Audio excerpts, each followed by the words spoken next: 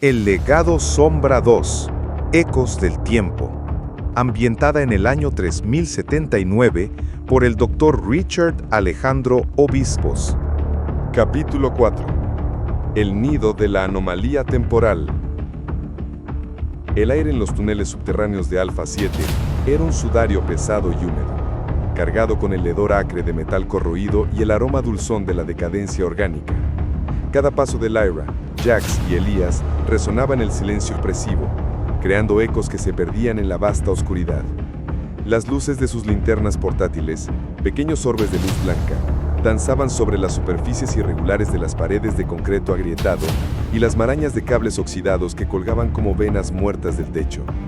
A medida que avanzaban, Lyra sentía la presencia de la resonancia etérica de una forma más intensa, una vibración constante que le perforaba los oídos internos, como un ultrasonido inaudible, pero potente. Era el pulso de la distorsión temporal, la señal de que se acercaban al corazón de la anomalía. «Estos túneles son más extensos de lo que los mapas de la Alianza indicaban», murmuró Jax, su voz apenas un susurro. La escopeta de contención, diseñada para inmovilizar sin causar daño letal, descansaba firmemente en sus manos.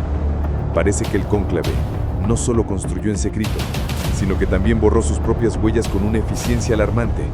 No es de extrañar que la AIO no tuviera registros completos. Su linterna se detuvo en una serie de marcas grabadas en la pared, símbolos ilegibles que parecían antiguas runas. Elías, absorto en su propio dispositivo de mano que proyectaba un mapa topográfico tridimensional sobre la palma de su mano, asintió. El cónclave siempre fue paranoico, y con razón. Tenían la capacidad de reescribir microeventos en la historia local para cubrir sus pistas. Estos son los senderos sombríos, rutas de acceso que solo ellos conocían, una red oculta bajo el velo de lo oficial. Mi bisabuelo, Liam, los documentó con meticulosidad, obsesionado con desenterrar cada secreto de su pasado. Sin sus diarios estaríamos perdidos, señaló un punto en el holograma. La estación de monitoreo debería estar a unos 500 metros de aquí, justo al sur de la zona de contención biológica. Pero el camino no es recto. Parece que hay un laberinto de cámaras de mantenimiento y viejos depósitos de energía, y mi sensor de anomalías temporales está detectando picos erráticos por todas partes. Parece que Thorn ha activado alguna forma de escudo cronoperturbador. Lyra cerró los ojos un instante, concentrándose. La resonancia no era solo una onda de energía, era un eco de sufrimiento. Podía sentir el pulso de los evolucionados desaparecidos, no como individuos, sino como un coro difuso de esencias, una sinfonía de dolor que crecía a medida que se adentraba. El escudo cronoperturbador no es solo para ocultarse, Helios, también está drenando la energía de lo que está cosechando. Siento una especie de resonancia residual de cada evolucionado. Son como fantasmas energéticos, atrapados en un bucle temporal. No están muertos en el sentido tradicional. Sus esencias están siendo procesadas. La idea era más aterradora que la muerte, la negación de la existencia, la reducción a una mera fuente de energía.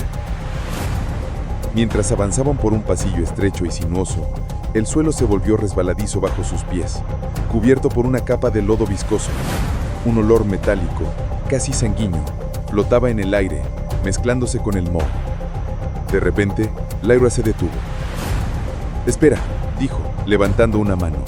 La resonancia se había intensificado drásticamente. «Hay algo justo delante. No es solo energía temporal, es una especie de campo de distorsión localizado. Un nexo. Siento una confluencia de líneas de tiempo aquí». Elías activó un sensor más sensible en su dispositivo. La pantalla parpadeó. «Lo veo. Es un punto de convergencia temporal. Los del cónclave lo usaban para probar sus prototipos de cronos oscuros. Es como una pequeña burbuja de realidad maleable. Cualquier cosa que cruzara ese umbral podría ser susceptible a la alteración». «¿Y qué significa eso para nosotros?», preguntó Jax, levantando su arma. «Que cualquier cosa que Thorn haya estado probando, cualquier mutación o cosecha, podría haber sido enviada a través de uno de estos puntos», explicó Lyra, la voz tensa. «Y que si tratamos de cruzarlo sin preparación, podríamos terminar en cualquier lugar, o en ningún lugar». Elías frunció el ceño. «El diario de mi bisabuelo mencionó una forma de estabilizar estos nexos, un patrón de frecuencia que, en teoría, debería armonizar la resonancia. No es infalible, pero es nuestra única oportunidad. Pero para aplicarlo, la señorita Vance necesitaría enfocar su resonancia etérica de una forma muy precisa, casi como un diapasón cósmico. Y yo tendría que calibrar mi disruptor de frecuencia con su propia firma energética. El plan era audaz y requería una sincronización perfecta. Lyra dudó. La idea de usar su habilidad para manipular el tiempo de esa manera era arriesgada. Era una línea muy fina entre la percepción y la alteración. Pero no tenían otra opción. Hagámoslo. Cuanto más nos demoremos, más tiempo tendrá Thorne para consolidar su proyecto Némesis. Ahora, dijo Lyra, y al mismo tiempo proyectó su voluntad hacia el nexo. Una ola de energía etérica salió de ella encontrándose con la distorsión. Por un instante la resonancia se volvió caótica, un grito ensordecedor en su mente.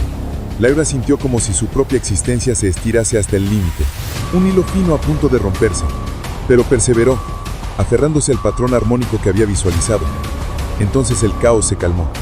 La cacofonía se desvaneció, dejando solo un zumbido bajo y constante. El campo de distorsión se volvió translúcido, revelando el pasillo detrás de él, aunque con una ligera vibración.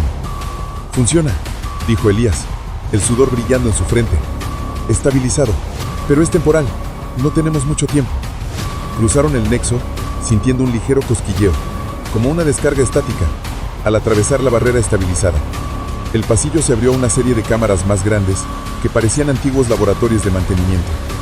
Equipos abandonados, cubiertos de polvo, se alzaban como esqueletos de máquinas, pero entre ellos había rastros más recientes, marcas en el suelo, el olor a químicos frescos y, lo más inquietante, el sonido de un goteo constante.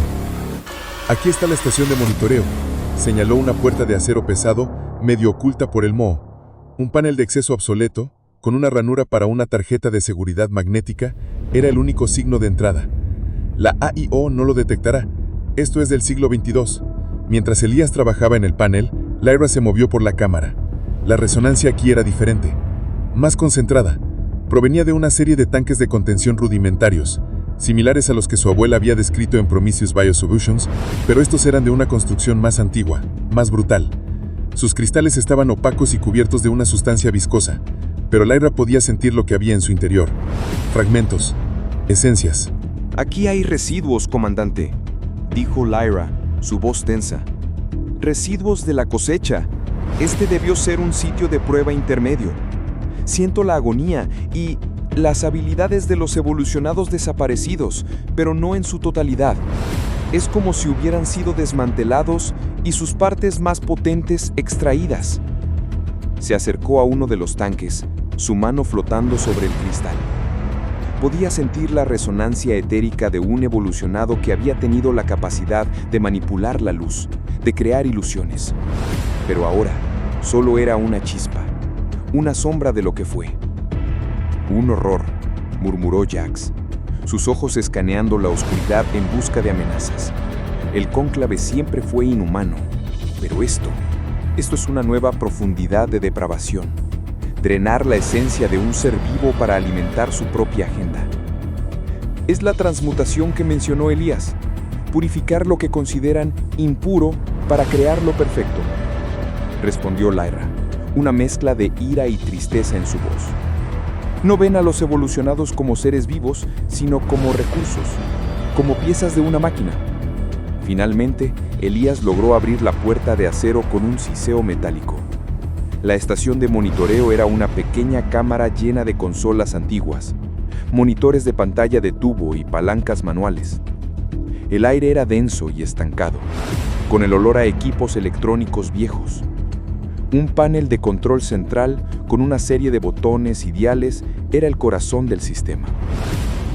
«La energía auxiliar debería ser suficiente para una reactivación parcial», anunció Elías, limpiando el polvo de los controles.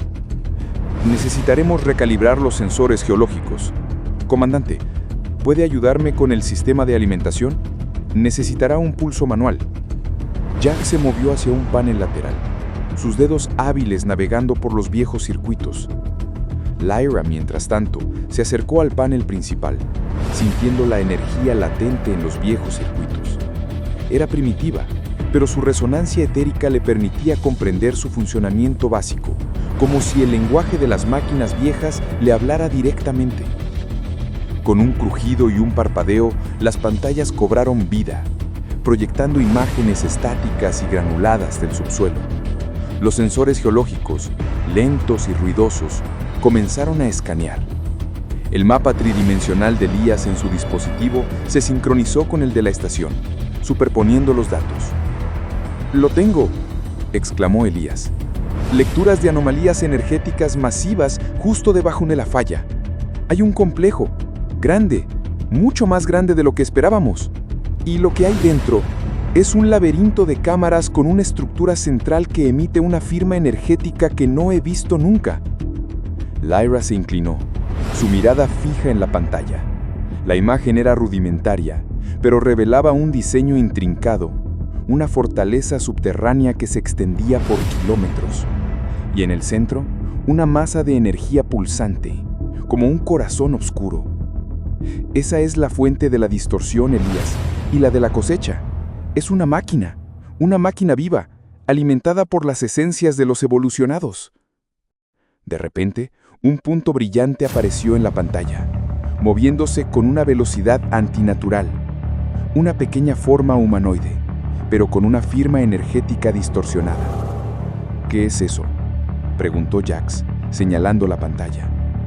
«Es una de las creaciones de Thorn», dijo Elías. «Una de esas nuevas habilidades que la IAO detectó.